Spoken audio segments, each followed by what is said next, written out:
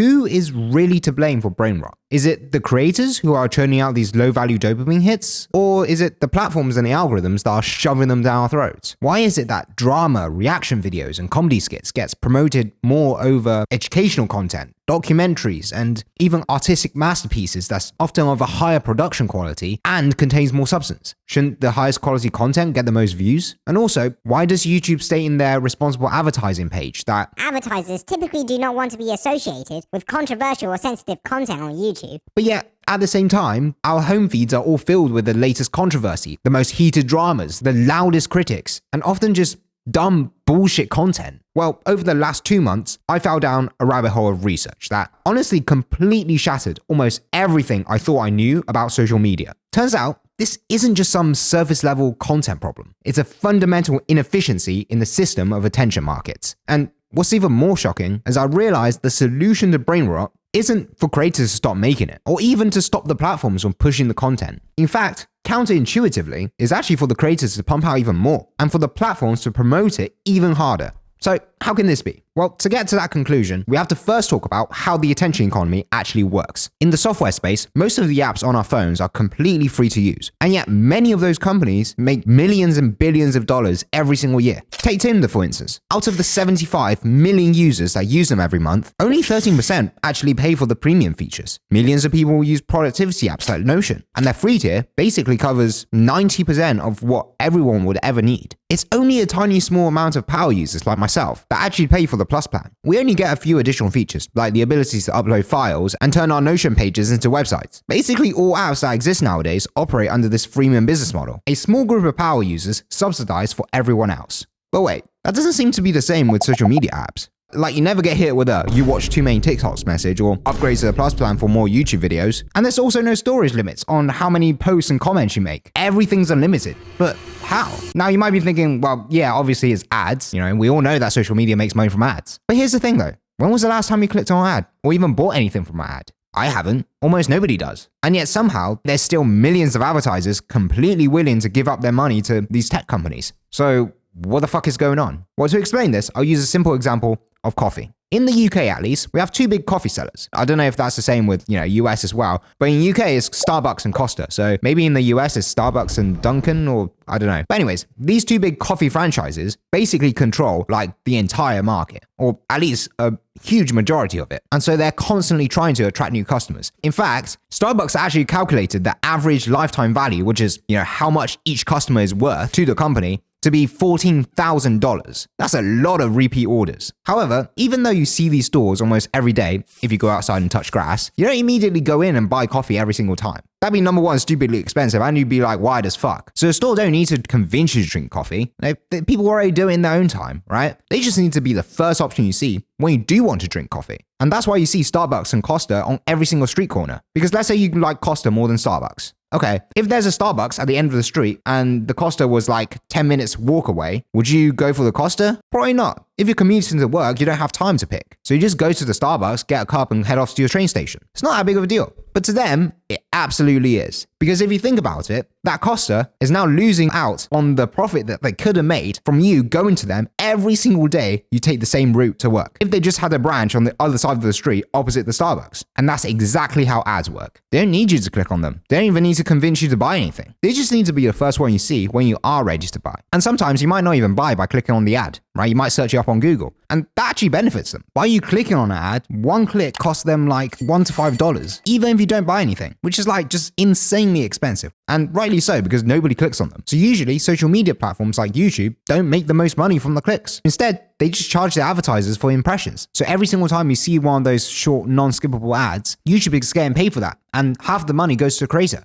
And even with skippable ads, if you just watch for 30 seconds, they pay. So since YouTube has over 122 million active daily users and 1 billion hours of watch time each day, that's a lot of ads being watched. And since YouTube is competing with traditional TV and other streaming services, the advertisers who used to back in the day advertise on TV, who has millions in advertising budget, those are the guys who are now moving to YouTube. This is why over the last couple of years, you might have seen ads by big companies like banks, auto dealers, insurance companies, and so on and so forth. Most of those companies only care about reach. They only care about how many people see them. For every single product you want, there's usually a company that first comes to mind. If it's pizza, it might be Domino's or Pizza Hut. It's not going to be like some small franchise shop that is tucked away in the corner of the street. It's going to be one of the big chains. Same with fast food. It's going to be McDonald's, KFC, and even for like daily items like soap and toothpaste. So when those large companies advertise, they're basically trying to pay for their brand name to be the first thought that comes into your mind. Frankly, they're pretty much buying mental real estate. And so since creators on YouTube only get paid when ads are shown in front of their videos, what that leads to is naturally a lot of creators and influencers who are willing to say controversial things and do controversial stuff and be cringy and stupid in front of the camera because it gets views. I think there's like a certain misconception that advertisers don't want to advertise on controversial videos. And that's not really true. There might be companies that don't sponsor the videos, but that's very different to advertising because by sponsoring a video, you're basically supporting the creator. It's like the difference between Elon endorsing Trump and some local food truck that pulls up to a Trump rally to profit off the crowd, right? Whereas Elon would be screwed if Trump lost. If he loses, man, what? You're fucked, dude. I'm fucked. The food truck doesn't give a shit. Our truck is split politically, so we don't specifically support Trump or Biden. The owner of that food truck can pull up to both Republican rallies and Democrat rallies and profit off of both. At the end of the day, the advertisers and their products never really become associated with any of the organic content that their ads are shown on. For example, if you bought a Google Pixel phone because an ad displayed before an MKBHD video, and after a week it bricked up and stopped working suddenly, are you going to blame MKBHD? No, you're going to blame the phone company. The key difference is that customers buy a product because it's useful. So say for instance, Tristan Tate shouted out a lighter company. Recently, life took an unexpected turn, and I found myself in the most unlikely of places.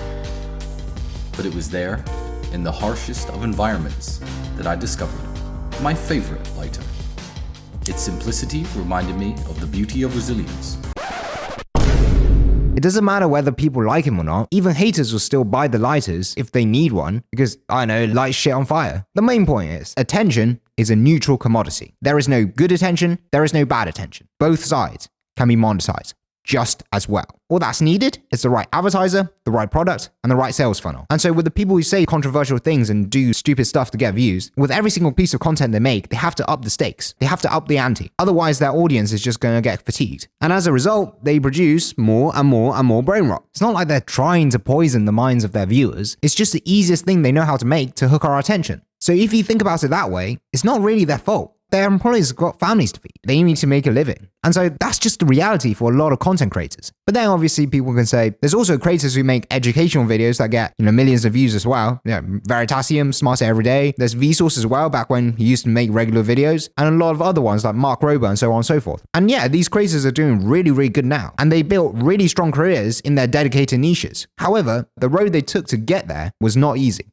In fact, before he started Veritasium, Derek Muller actually wrote a 300-page thesis on designing effective multimedia for physics education. As you can see here, a thesis submitted in fulfillment of the requirements for the degree of Doctor of Philosophy. So he basically did his PhD on educational content creation. Destin from Smarter Every Day literally worked as a missile flight test engineer from the US Army. Similarly, Mark Rober worked at NASA for 9 years building a Curiosity rover, which, by the way, still roams around Mars to this day, which is just crazy to think about because most people don't realize how competent these content creators really are. Like, bro, these guys literally taught me more about science than my own science teachers. And all of that was just from videos. To me, that's just like insane. These guys basically taught the entire Gen Z. And by the way, all of these channels took years and years and years of grind to get to where they are today. Compared to some of the more controversial influencers, which I'm not going to say, but you can probably think of a few, their rise to success was way faster. Now that does have the downside. If you up the ante over and over and over again, eventually at a certain point, you can't really go any further without getting cancelled. There are definitely ways to counteract this. For instance, some creators make their own products, some people create a new channel, and others simply stop making content once they get enough money to do something else. But all of that doesn't negate the fact that the output of their work is still largely brainrot content. So how do we solve that issue? Let's look at some of the most, compelling suggestions that most people think of. First up, platforms should take responsibility. I mean, YouTube literally says it themselves, responsibility, not engagement, is our number one focus. They do have the power to change the algorithm, and they could definitely promote more educational content and all of the other types of videos that actually provide value. But here's the problem. It's not the thing that we naturally gravitate towards when we're looking for entertainment. Some people just want to switch off their brain and just watch some crap that for a few hours. And so if YouTube changed their algorithm to strongly promote,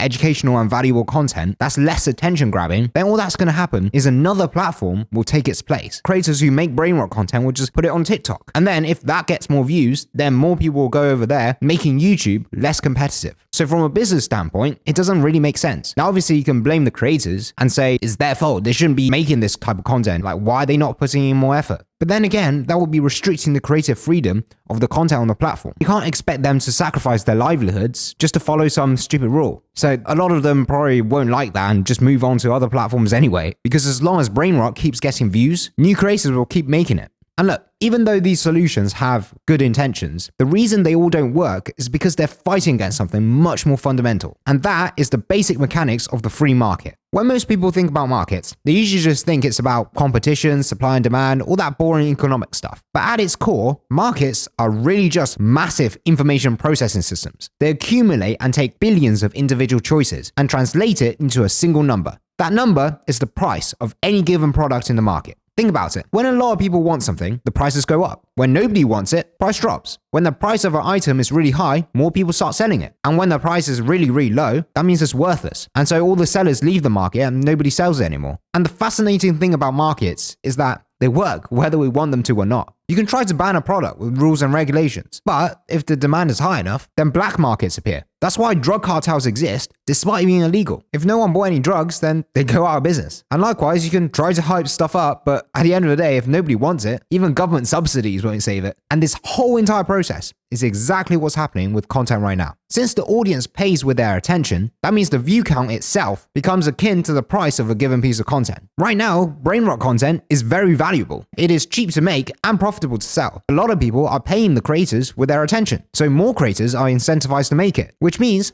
more Brainrot floods the market. But what happens if a market gets completely flooded?